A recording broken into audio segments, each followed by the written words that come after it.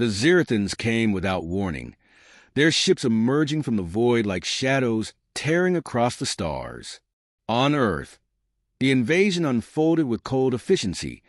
Major cities bombarded into submission, military installations obliterated before defenses could mobilize. By the time Major Nathan Carrick's unit was deployed, Los Angeles was already a war zone. Nathan stood amid the rubble of downtown, his combat suit streaked with ash and blood. Around him, the remains of the 82nd Airborne fought to stem the tide of alien drones sweeping through the streets. The Zirathans didn't waste lives in direct combat. They deployed mechanical proxies, insectoid machines with razor limbs and glowing red optics. Each drone moved with chilling precision, adapting to human tactics almost as quickly as they were devised. "Major, we're losing the plaza," Sergeant Victor Morales shouted, his voice sharp over the roar of gunfire. Morales was the kind of soldier Nathan relied on, a demolition expert with a knack for thinking 3 steps ahead in a crisis. He stood knee-deep in debris, his face streaked with sweat, but his eyes steady. Nathan looked toward the plaza. Civilians were pinned behind a collapsed bus, screaming as drones closed in. He keyed his comm, Private Brooks. "Do you have a shot?" From a rooftop across the street, Private Aaron Brooks answered, his voice calm despite the chaos. "I see them. Just give me the word." "Take it." A single crack echoed above the cacophony as Brooks fired, his sniper rifle punching through the head of the lead drone. It collapsed in a heap, sparking and twitching, but the other surged forward without hesitation. Nathan turned to Morales. "Get those people out of there. I'll cover you."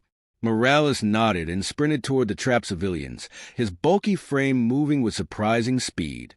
Nathan stepped into the open, rifle raised, firing precise bursts that slowed the advancing drones. Each shot bought seconds, and in this battle, seconds meant survival. Behind him, Lieutenant Marcus Landry was directing the retreat. Landry, a former SEAL with a wry sense of humor, had a reputation for keeping his head under pressure. Now, his orders were clipped and efficient, his usual smirk replaced by a grim determination. "Pull back to the fallback point. Move, move." Nathan's comm crackled with another voice, this one frantic. "Major Carrick, this is Dr. Grant. We're out of time. The drone swarm's going to overwhelm us." Dr. Oliver Grant was no soldier. A physicist by trade, he had been conscripted into the resistance for his expertise in alien technology.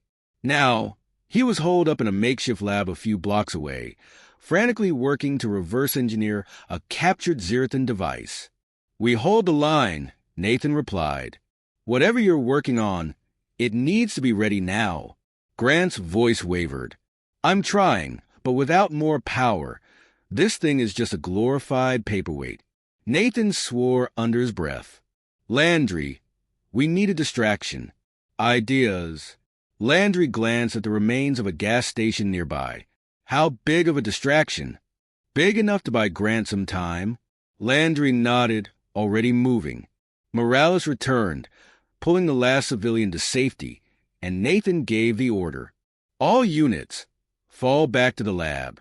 Brooks, keep them off our tails." As the team retreated, Landry detonated the gas station, sending a fireball into the sky.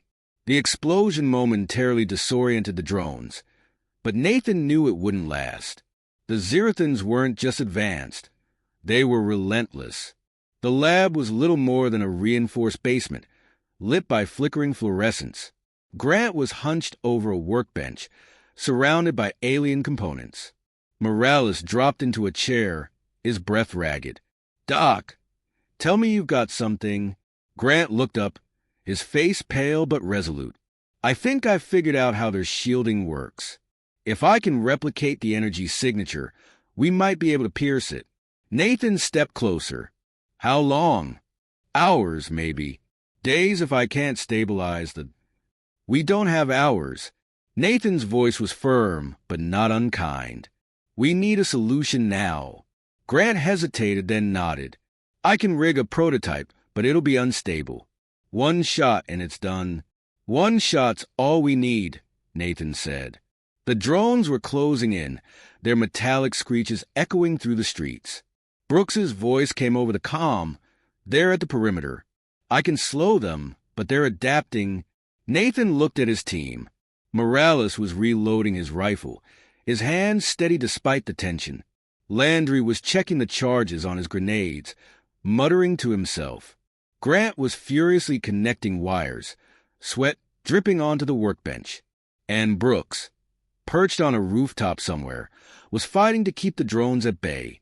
Nathan felt a surge of pride. This was humanity at its best, scrappy, determined, refusing to give up even in the face of annihilation. The prototype was ready in minutes, a crude, makeshift railgun powered by a salvaged Zirthon core. Grant handed it to Nathan, his hands shaking. It's all yours, Major. Nathan nodded. Morales, Landry, cover me. Brooks, keep calling targets. We end this now. They moved as one, a well-oiled machine. Nathan took a position in the rubble, the railgun heavy in his hands. The drone swarmed into view, a tide of gleaming metal. Morales and Landry opened fire, drawing their attention, while Nathan lined up his shot. The railgun hummed to life, its power core glowing in eerie blue. Nathan aimed for the largest drone, the one directing the others, and pulled the trigger. The weapon fired with a deafening crack, a bolt of energy lancing through the air. The lead drone exploded, sending a shockwave that rippled through the swarm. The others hesitated, their network momentarily disrupted. Cheers erupted from the survivors. Nathan lowered the railgun, his arms trembling from the recoil. We did it, Grant whispered, his voice filled with awe. But Nathan's expression remained grim. The drones were retreating, but this was no victory. It was a pause, a brief respite in a war they were barely surviving. He looked at his team, worn, battered, but alive, and nodded. We'll fight again tomorrow. For now, they had earned a few precious hours of peace. And in this war, that was enough. The remains of the resistance huddled in an abandoned subway station beneath the ruins of Phoenix. The once bustling city was now a twisted graveyard of concrete and steel, the air above thick with Zirthon patrol drones searching for survivors. Major Nathan Carrick paced the dimly lit platform, his boots scuffing against the cracked tiles as he reviewed the stolen Zirthon data displayed on a tablet. This isn't enough, he muttered, his voice low but edged with frustration. Lieutenant Marcus Landry leaned against a pillar, his arms crossed. It's a start. We know where their supply lines are, and we've got a shot at hitting something they care about. Nathan shot him a look. Their supply lines aren't a problem. Their king is. As long as Voxel Tar controls the fleet, they'll keep adapting faster than we can react. Dr. Oliver Grant, seated cross-legged on the ground with a spread of alien components around him, glanced up. Then we focus on cutting off the head. Take out their central command and the rest of the invasion collapses. Nathan stopped pacing. That flagship of theirs, it's the key, isn't it? Everything runs through that ship. The data confirms it. Grant nodded, though his expression remained wary. The flagship is their hub, yes, but it's also the most heavily defended target in their fleet. Energy shields, adaptive armor, enough firepower to level a continent. You're talking about storming a fortress in orbit. Good thing we don't scare easy, Sergeant Victor Morales interjected, his tone laced with dry humor. He was sitting on a rusted bench, inspecting a grenade with practice care. We've already punched above our weight. Let's keep the streak alive. Private Aaron Brooks chimed in from the far end of the platform, where he was cleaning his sniper rifle. If it's impossible, then it's probably the only thing that'll work. What's the plan, Majors? Nathan set the tablet down and crossed his arms. We need two things: a way onto that ship and a weapon that can punch through its shields. Grant sighed, pushing his glasses up the bridge of his nose. The weapon might be feasible. If I can get access to more Zirthon cores, I could amplify the railgun design. But even with that, we'd need to hit a critical system, something irreplaceable. Landry uncrossed his arms and straightened. Their power grid. The flagship's shields rely on a massive energy reserve. Overload it, and the whole system collapses. Morales grinned. And let me guess, you need me to blow it up? Not just you, Nathan said. All of us. This isn't going to be a surgical strike. It's going to be an all-out assault. The group fell silent, the enormity of the task sinking in. Finally, Morales stood and slapped his hands together. Well, if we're going to do the impossible, we'd better get moving. What's our first step? Nathan's reply was immediate. We hijack one of their dropships. The mission began hours later, under the cover of darkness. The resistance team crept through the wreckage of an industrial district, guided by the faint glow of Zerothan patrol lights. Nathan led the way, his rifle at the ready, while Landry flanked him with practiced stealth. Morales and Brooks covered the rear, their eyes scanning for threats. Their target was a Zerothan outpost where a dropship was stationed for resupply.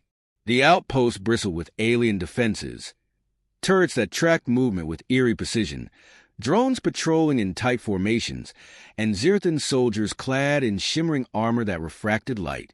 Nathan crouched behind a crumbled wall and studied the layout. "Grant, are you seeing this?" he whispered into his comm. The physicist's voice crackled in his ear. "I see it. I'm patching into their network now. Give me a minute to disable the turrets." Landry smirked. "Take your time, document. It's not like we're in a hurry or anything." "Quiet," Nathan hissed, though he couldn't help the faint smile that tugged at the corner of his mouth. The banter was a reminder of what they were fighting for, a sliver of humanity amidst the chaos. Moments later, the turrets powered down, their ominous hum fading into silence. "You're clear," Grant confirmed. The team moved quickly, weaving through the outpost defenses. Morales planted charges on key structures, while Brooks picked off sentries from a distance with deadly precision. By the time the alarm sounded, the resistance was already inside the dropship. "Start it up, Grant," Nathan ordered. "I'm working on it," Grant replied, his voice strained as he hacked into the ship's controls from the safety of the subway station. The engine roared to life just as Zerothan reinforcements arrived, their weapons lighting up the night. "Go, go, go!" Nathan shouted. The dropship lifted off, its hull rattling under enemy fire. Morales leaned out of the hatch, firing his rifle at pursuing drones. Landry gripped the controls, steering them toward the stars with a grim expression. Inside, Grant's voice came through the calm, "Congratulations, Major. You just stole a flying tank." Nathan allowed himself a rare smile. "Let's see if it can do the job." Over the next few days, the team worked tirelessly to prepare for the assault on the flagship. Grant modified the railgun, using the stolen cores to amplify its power. Morales rigged explosives designed to overload the flagship's energy systems. Brooks calibrated his sniper rifle for the inevitable firefight, while Landry familiarized himself with the dropship's controls. On the eve of the mission, the team gathered in the cramped cargo hold. Nathan addressed them, his voice steady despite the weight of what lay ahead. "This is it. We take out that flagship, and we cripple their invasion. No speeches, no promises, just one goal. Let's finish this." The others nodded, their faces set with determination. As the dropship hurtled toward the Zerothan flagship, the team braced themselves for the fight of their lives. The sky above Earth was a battlefield, filled with the glow of energy weapons and the distant explosions of human resistance. For the first time in weeks, Nathan felt a flicker of hope. They had a plan, a weapon, and the resolve to see it through. The outcome was uncertain, but one thing was clear. Humanity would not go quietly. The Zerothan flagship loomed ahead, a fortress of alien design bristling with defenses. Its dark, segmented hull reflected the distant light of Earth like a predatory shadow against the stars. The Resistance dropship, now stripped of any identifying markers, approached under the guise of a maintenance vessel. Inside, the team prepared in silence. Major Nathan Carrick checked his rifle for the third time, his face carved from stone. Morales adjusted the charges strapped to his gear, muttering to himself about placement. Landry, at the controls, guided the ship with painstaking precision.